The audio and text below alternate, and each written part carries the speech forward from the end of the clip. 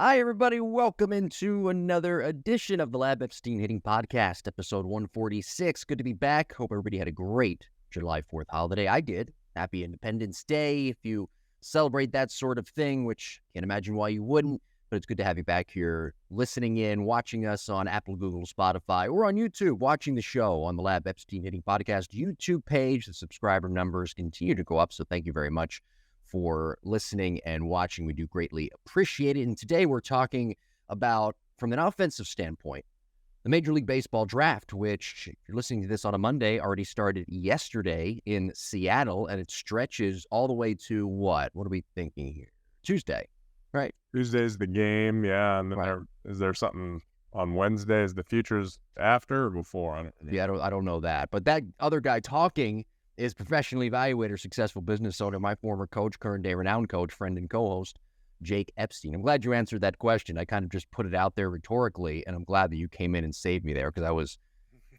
kind of just fluttering in the wind. I'm with you. I know it's always the All-Star game's always Tuesday, but it's so long now. You have the home run derby, then there's always a futures game and the festive. I think there's some kind of red carpet, I guess, now. Red carpet, sure. Yeah, I'll say this. I really like that Major League Baseball has clustered all of these events together as one rather than just putting the draft on a random weekend in June. I think it gives organizations, I'm not on the baseball operations end, so I don't know, but I would think logic would tell you that moving the draft back, first of all, is a good marketing ploy when you have all of these events on a weekend right after, in this case, Independence Day, and there's really nothing else going on. Right, unless you want to get into the NBA Summer League. A lot of people are. But if you're a baseball fan or you're kind of a casual baseball fan, you can kind of tune into all of these events.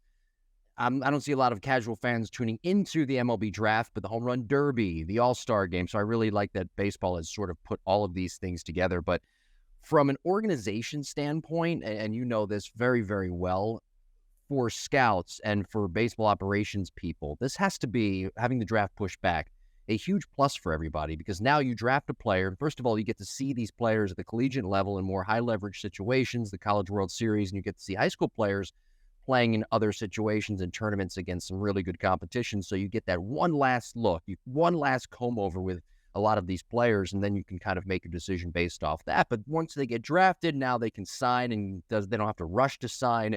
They can get integrated into the organization. By the way, there's that financial aspect, as you know, too, Jake, and with the finances, negotiating and where you're going to put your money with certain picks and everything that goes along with that, how much you're going to sign this guy for. And so you get a chance now with the draft being pushed back to come up with a better strategy drafting wise, and then integrating these players properly into fall ball, into instructional league, and getting them ready for next year in 2024, in this case for spring training. Yeah, I think there's different ways to look at it. Yes, you get more time. Right, you get more time. Like you said, you get into the College World Series, and then after that, you can have some pre-draft workouts too. So, it gives you like an extra, 3 weeks or so of working guys out, and those guys are kind of the top guys. They're on a circuit, right? They're going to go to wherever. They're going to go to Milwaukee. They're going to go to Dodger Stadium. They're going to go to Yankee Stadium. They're going to do workouts in-house sometimes prior to. I will say though that it's really only working because there's it's a smaller draft, right? We only have half the draft. There's short season really isn't a thing anymore. You only have extended spring training. So the issue I have with it is you miss out on a year. You used to be able to get drafted in June, right when the college season ended. Not everybody goes to the postseason, right? And the high school guys are done. Like, what are the high school guys waiting for? They've had nothing to do since June 10th or June 5th. They're just kind of sitting around playing summer ball, where those guys could probably get in short season, they could get 80 games in. And now you're not, right? Everything's pushing back. The negotiations are pushing back. So those guys are, I don't know if you're missing out on a year, but you're pushing into the fall. They're not going to get a ton of swings in extended spring training. Maybe you send them to A ball, low A ball, or something like that, and kind of rush them in. But they're definitely missing out on a month's worth of the seasons under your belt. Now, for the first rounders, maybe it's not a big deal because they're going to hold out and try to get more money and whatnot. So it's not a big deal. But it definitely threw threw a wrench into everything by pushing it back and getting rid of the short season stuff, because now those are pretty much just independent ball teams. Well, could I just counter with one thing? And I understand what you're saying when it comes to players kind of missing a year, but aren't college players, or this should be at least made an option, aren't college players, I'm not going to look at it from a high school standpoint, although there are other workarounds to getting these guys playing time. But what about college players going to play if they get drafted or they're about to get drafted? What about playing in the Cape Cod League? What about going to a summer league, getting some good competition? They're going to go there for they're going to go there for 3 weeks, and it's tough. Like, and then you leave that team hanging if you leave and sign. So, for instance, I have a player I've worked with for a really long time. Really good players, first team all conference. East Coast team. He's like a bubble guy to get drafted. He's not playing he doesn't have a summer team because he's a senior. He's probably going to sign, but he's not sure. So there was a risk. Does he go play independent ball, and then somebody has to purchase his contract? A professional organization has to purchase his contract from indie ball. Does he try to get some summer at bats? I mean, so this kid's just working out. He hasn't played a game in 3 weeks or something like that. There's a lot of guys like that. The other aspect, I'm just playing devil's advocate here, by the way. I think that having the draft during the All-Star game is really cool. I think people are going to watch it more. They're going to watch the first round like they do the NFL draft or the NBA draft. Another negative part from baseball front office is that's usually some downtime, right? The All-Star break. Thank God the All-Star break is here, right? We have like 4 or 5 or 6 days off. Okay, we're not hosting the All-Star game. Our players are going. We're going to go spend time with our family. Now all of a sudden, the GM and the assistant GM and everybody, not that they're taking that much time off, but they can take some time off. Now all of a sudden, as good as well as I do that the GMs. You telling me that Dave Dombrowski or Matt Arnold, who by the way you work for, or I don't know, throw out there Billy Epler, you think they're actually taking time off during the All-Star break? No, they're not. The Mets are. The Mets don't know what they're doing. They're trying to figure out if they're going to buy or sell. because of trade. But the entire scouting department, right? Kind of. Come on, as well as I do. And now listen, you want to play devil's advocate? I'll play devil's advocate. As well as I do. All the scouts that I know and that they never turn it off. That's their life. Yeah. Scouting is their life. This is their life. They don't like to take time off. Come on. All right, the coaches get a few days off. Okay, so you're talking from a coach's perspective. I do like your argument when players get a few days off. I like your argument where it's coming from the player development side. I guess I'm looking at it more from a marketing side, but also too, I don't know. I'm more conservative when it comes to player development, I guess, and I don't see. I understand where you're coming from playing in-game action, but we have so many tools, so many resources now at all of these complexes that I'm not so sure we need to play a short season game in front of 10 fans or short season in front of 10 fans every night at the ballpark, right? I think we can easily do inner squatting, for lack of a better term. We can do something like that and then that will get us to instructional league come October. And then of course there's winter ball and things like that. So I understand where you're coming from, but we're still missing out on it. At-bats are key. Yeah, I agree. The high school guys, they can kind of find a way to get some at-bats, but it's tougher on the college guys that didn't, go to the College World Series. I mean, that's long. I mean, we're talking about the College World Series because there's so many draft picks that were playing really late, but the college season ended at the end of May, right? Like the majority of people were done at the end of May, and now all of a sudden we're mid-July when the draft is. So for those players that, maybe there's a guy at Florida State, right? They didn't make it really very far in the postseason. Or maybe there's a guy at Sam Houston State, right? They didn't make the playoffs, but by the way, I was so right about, what is it, Caden Krause? He was like my favorite guy in the draft a couple of years ago from Sam Houston State. Man, I saw his swings, and I'm like, this guy looks like a big leaguer already, the way he works out.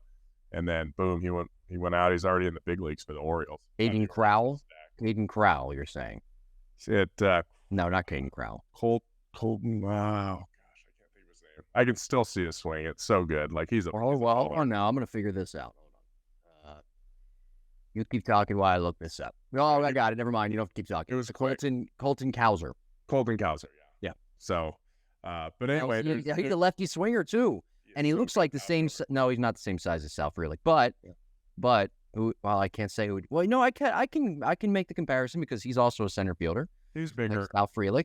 Who would you rather have? Well, I see I'm putting you on the spot here because Sal's in your organization. Yeah. So I can't ask you that. Well, but I mean, if I had the 4th pick in the draft, I would have taken, you know what I mean? Like, all right, fair enough. Didn't have the 4th pick in the draft. So now let me ask you now, since we're on the Major League Baseball draft, I have to ask you about Elly De La Cruz, and I'll get to that in a second. Just want to get quick thoughts on him, if you watched him or not. I'm sure you have.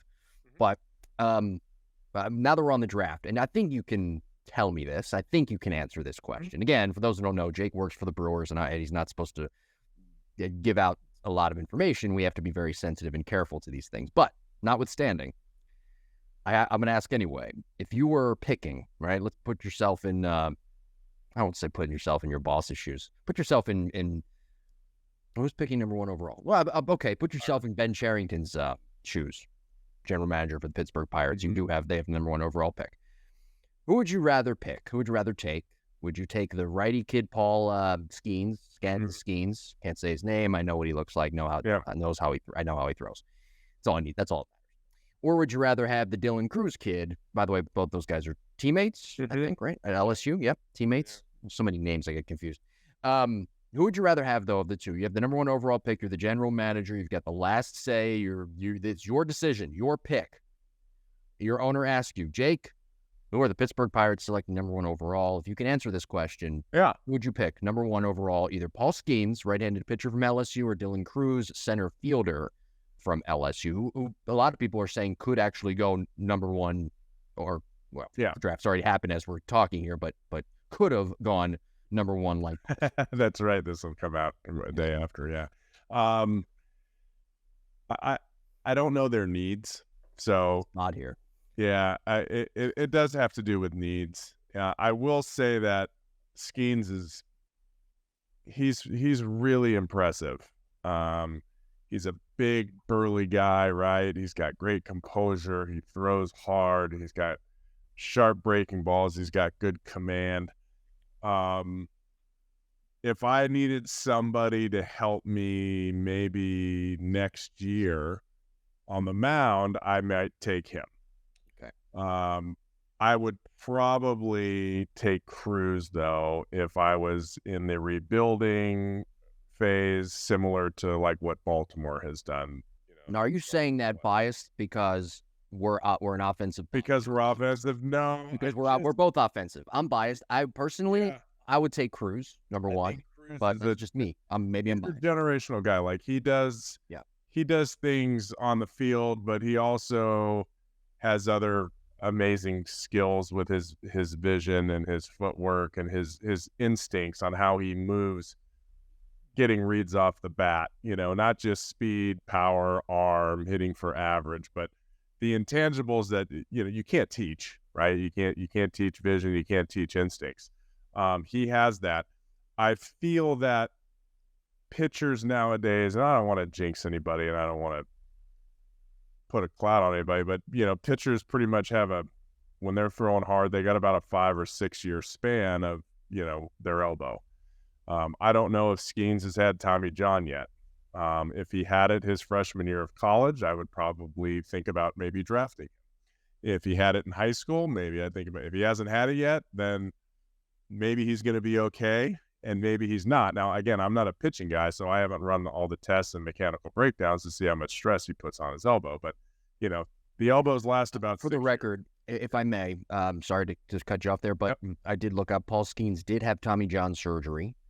Okay. I think it was the gap year between when he transferred from Air Force to LSU. But nonetheless, he did have Tommy John surgery. So we can just cross that. Okay, so he's got a... I don't want to say cross it off the list because it could happen again. You never know. And it probably will happen again, but hopefully probably got 4 good years. See, that's the one thing, though, and you and I are on the same page there. That's the one thing that I worry about with him, because I look at, like, say, for example, he reminds me a little bit, not fully in terms of the comp of pitchers, but he reminds me a little bit of Cade Cavalli, right, of the Nationals and the Nationals organization, top prospect. He was supposed to actually open up the season, if I'm not mistaken, in the Nationals rotation, or at least competing for that. And now he's having Tommy John surgery, or he already had it, and he's not going to be back until the middle of next year. And he was a college pitcher, so that's what worries me about. Always has worried me about college pitchers.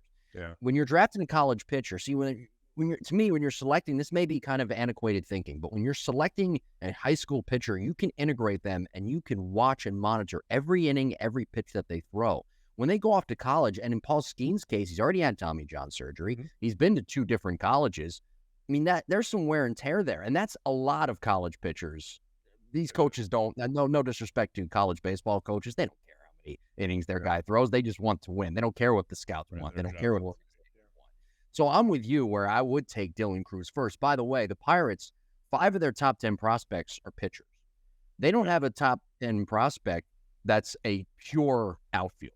Yeah. So logic would tell you that maybe taking Dylan Cruz, that could be the pick that would kind of solidify this whole rebuild, and you can get him up within a year, depending on what he does. Because like you mentioned, I agree with everything you said there. He is a generational type talent. Mm-hmm.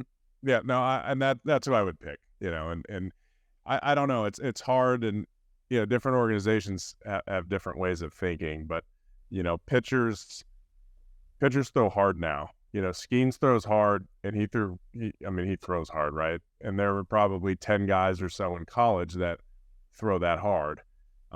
There's a lot of guys in the Dominican that throw that hard. Maybe they're not that good of pitchers. That are in the minor leagues that are 18 and 19 years old, right? Guys throw hard. So you almost need nowadays 5 or 6 guys that throw that hard in your bullpen in case somebody gets hurt. And that's the risk of a player. You take a position player, guys get hurt, right? Trout always gets hurt. Bryce Harper always gets hurt. Like, guys get hurt. Is Cruz going to be one of those guys that get hurt all the time? Or is he going to be a sturdy Juan Soto type player that, laces them up all the time and he makes all-star teams and you can put a franchise tag on him? I would probably lean that way with my first pick. Mind you, Paul Skenes, he doesn't have as much negotiating power because he is a little bit older, so the Pirates could save some money, maybe sign him for just under $2 million, maybe a little bit over $2 million, and save about $500,000, $400,000 to $500,000 that they can now sprinkle around and use on other picks that are very valuable to them later on in the draft. The Nationals, by the way, pick number 2 overall. They would love Dylan Cruz. They would love to have him because they don't have a true center fielder right now. They're still trying to find that true center fielder. It wasn't Lane Thomas, who I think is going to be an all-star one day. Good player, great hitter, but nevertheless, he's not a center fielder. So Dylan Cruz, he could help the Nationals like next year. I mean, he got the Pirates too next year. But I don't know. I'm with you. I would pick Dylan Cruz first, but I'm leaning towards the Pirates picking Paul Skenes. And I think a lot of it will come down to the financial aspect of things. Yeah. And then a lot of times that's what it really comes down to ultimately. Financially, hey, how can we sprinkle around this money? And who do we have the most leverage over? I'm not putting that. I'm not putting that probably the right way, but who do we have more leverage over? Dylan Cruz or Paul Skenes in this case? And it would be, if you're the Pirates, it would be Skenes because you can save money now. Yep. And Cruz could say, "I want more than slot money." Yeah. That's right. And you're like, well, that's ridiculous. Like, we're not going to do that. And then, okay, that made our decision easy. Yeah. I'm sure there's all kinds of pre-draft deals that are already in effect. Yeah. Under the table. Yep. The first 10 picks or so, I'm sure there are a lot of stuff going on. I'm sure they already know where they're going. Yep. You had no idea, right, when you were drafted? Or did you? Me? Oh, yeah, in the 34th round or whatever. You still got drafted. So what was your draft day like? Let's hear it now, because you would have been drafted so this comes out on Monday. I got a phone call. I got a phone call. So you would have been drafted tomorrow because this episode comes out on a Monday. You would have been drafted the last day, or I don't remember how many days there were back then, but there was no phones or anything TV. They sent you a fucking telegram. So it was like hey, we drafted you. Okay, cool. They sent you a fucking email to your fucking AOL account. Times have changed. I was like, oh, sweet, there we go. Yeah. Well, and you know what though? That you say that, but 10 years ago it was like that too with a lot of Yeah. people. You know, I was like, oh, Yeah. there we go. Yeah, there wasn't anybody like in tuxedos getting interviewed the first. There's no red carpet event.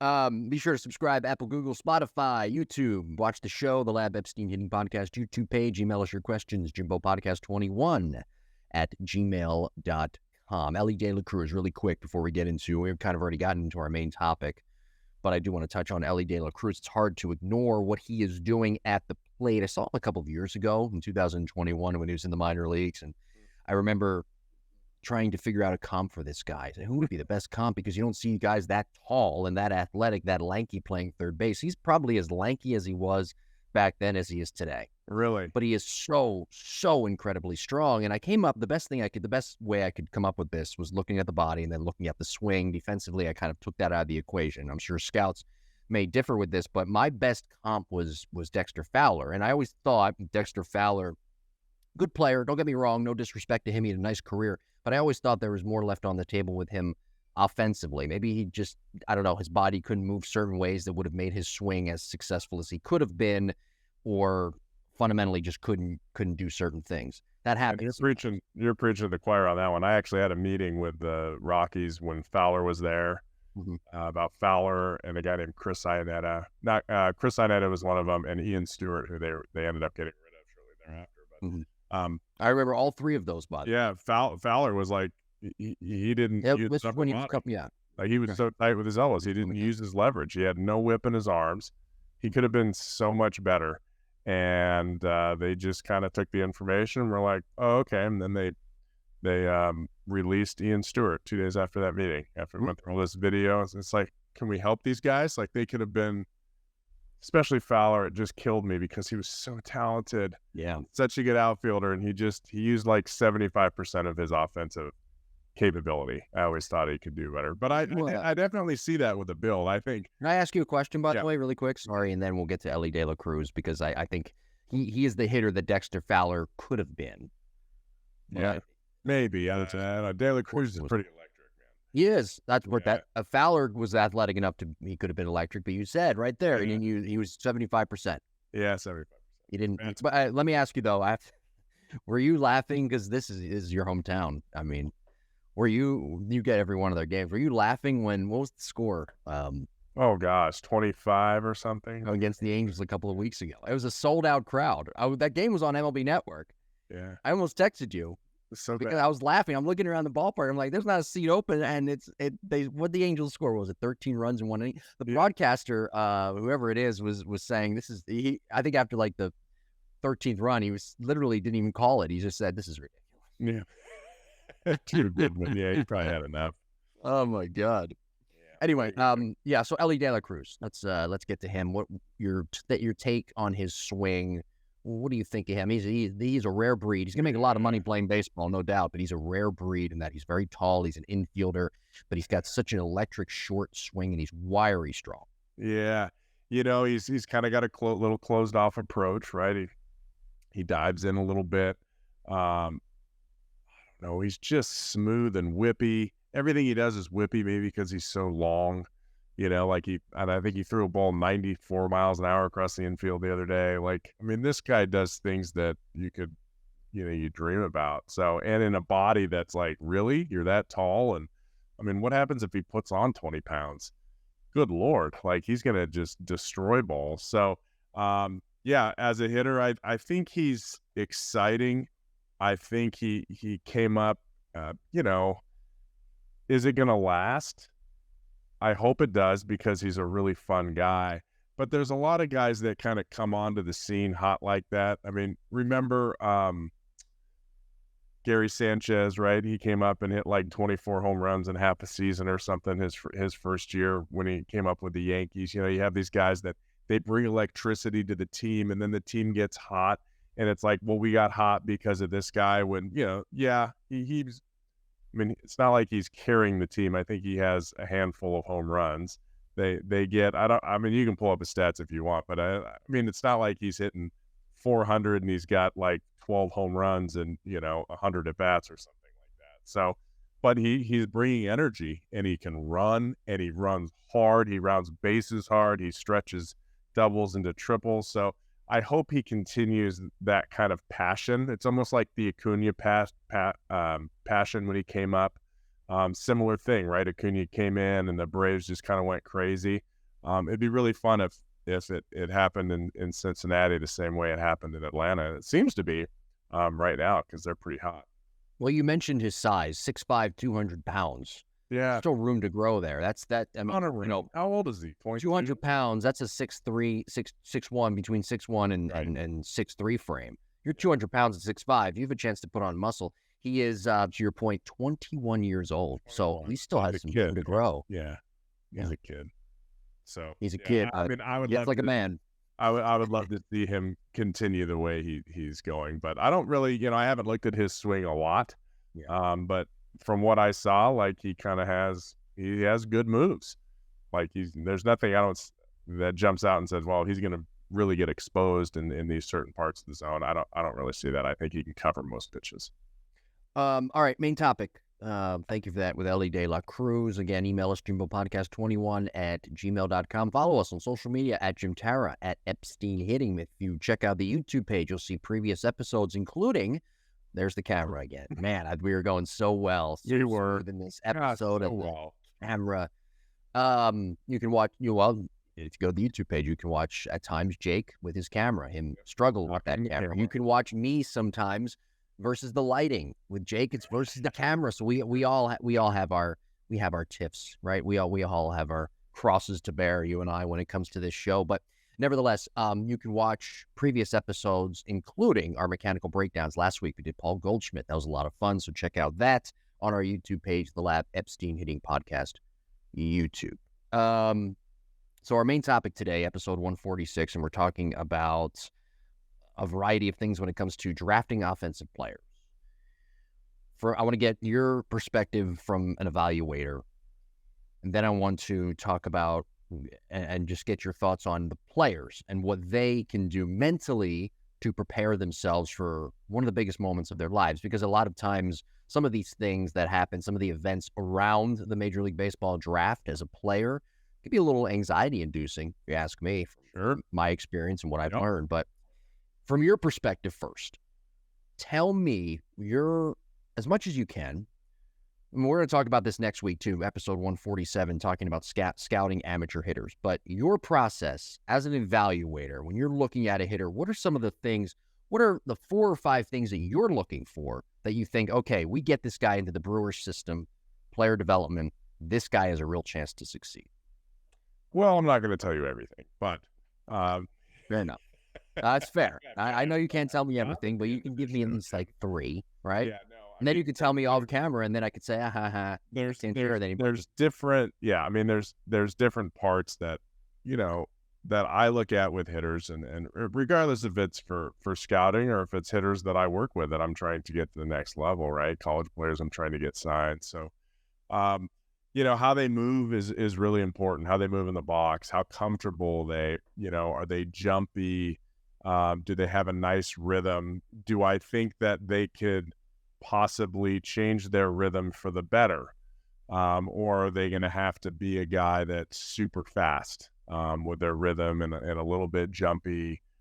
Is that just their makeup? Is that how their body works and their brain works? So, that's one of the things that I look for. Probably the main thing that I look for is mechanical flaws. So I'll go through my list of different parts of the swing, from looking at tens of thousands of swings over the years, major league swings and amateur swings, and figuring out really what doesn't work. Like what doesn't work at the big league level, what might work at the college level, what might work at the minor league level. What doesn't work at the big league level, right? And then that's like we cross that off the list. Like that one's not fixable. Okay. Now, if somebody has one of those, we'll call it a catastrophic issue. Do they make up for it in other areas? Do they run a 6.3 60? Do they have great vision? Do they have good bat to ball skills, even though, maybe their mechanics are bad, but they find a way to get a piece of the ball. They battle. Are they a scrappy kind of player? Do they have different power numbers? Like, okay, their mechanics aren't great, but if they run into one, is their bat speed super elite? Now, does that trump what I think good mechanics are? Maybe, maybe not, right? They would have to do something extremely, extremely well to overwrite some kind of catastrophic issue. So, mechanics are a big thing. Or if, well, we could clean this up, right? Like, this person's got dirty teeth. We can take them to the dentist and scrape all the plaque off. Like, can we do that? Are they 22?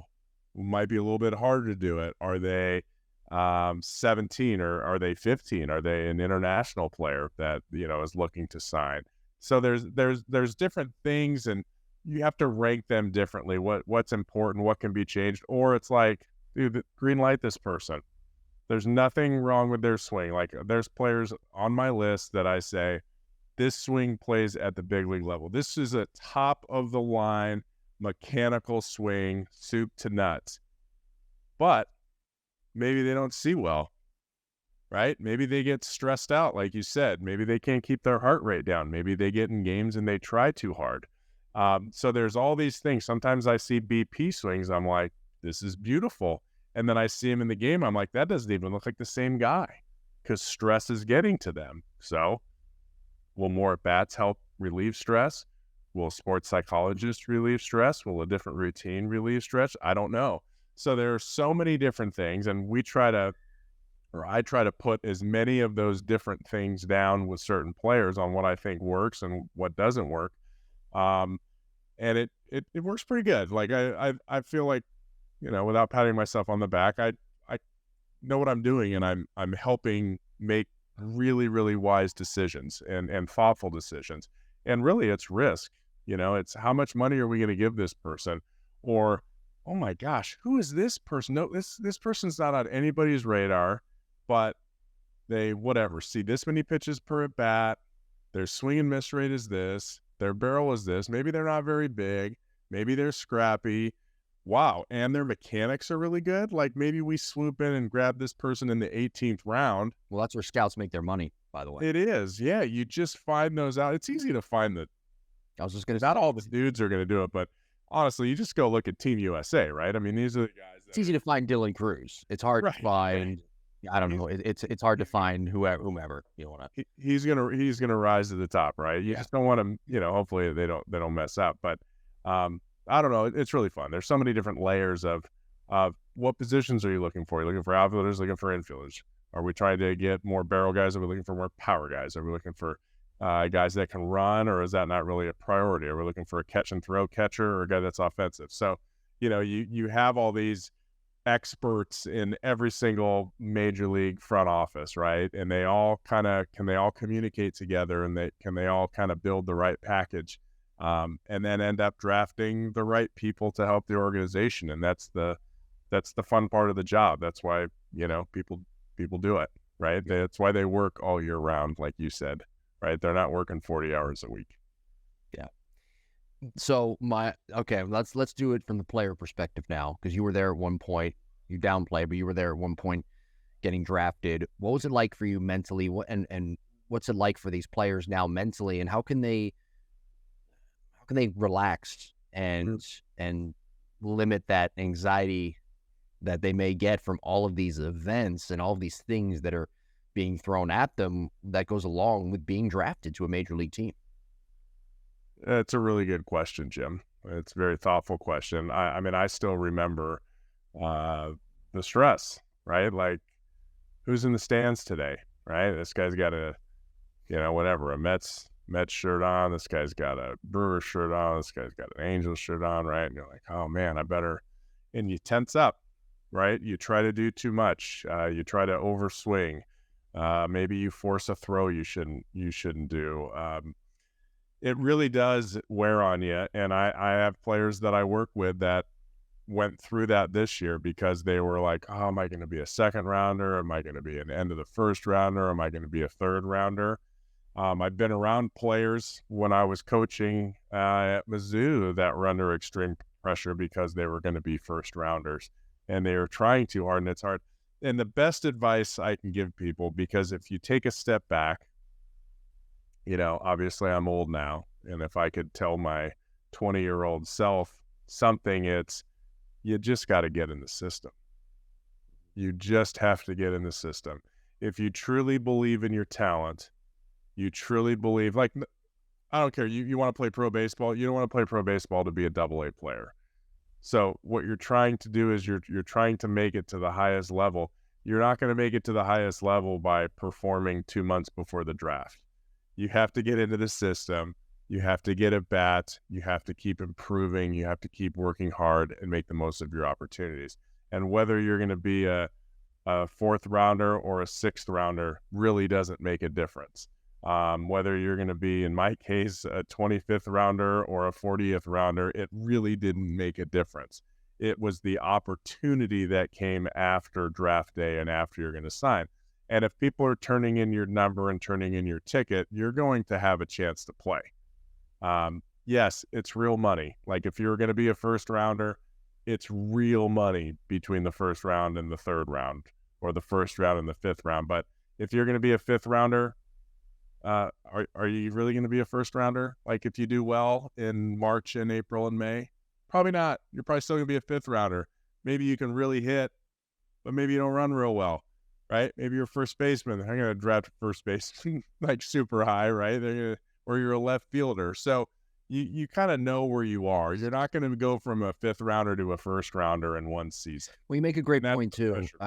And, you mentioned the pressure there. You make a great point about how these anxiety-inducing events or moments or things that are put in your ear, like, hey, you have the potential to be this route, or potential to be this or that, or maybe, when you get to pro ball, we may want to switch your position. These are all things that go through players' heads come, I don't know, September, the year prior to them getting drafted, sometimes even earlier than that. So you're constantly, for a year and a half, as an amateur player who's expected to get drafted, you're constantly thinking about these things. And the only thing that's on your mind is the Major League Baseball draft. How can I up my stock? And look, I say it all the time, how college coaches, they don't care about, what scouts or what organizations think. They want to put the best players out there, and they want to pitch the best guys that will get them the most wins. Yeah. And in a way, it's inverted with major league organizations. They don't really care what collegiate teams win or go to the College World Series. They only care about what's that guy's stock, what will he be like if it's, say, October or November, what will he be come draft time in July. So there's that inverted thought process anyway, when it comes to both college and pro teams. And the players, unfortunately, are in the middle of that. Yeah, I mean, look at Kumar Rocker, right? I mean, right. Yeah. That guy, I saw him in 2019. He's throwing more than 50% breaking balls. Like, he's snapping off breaking balls like 2 to 3 times every at bat. Like, it was going to go out, right? And then all of a sudden, his junior year, his velocity's down 5 miles an hour. Like, it takes its toll.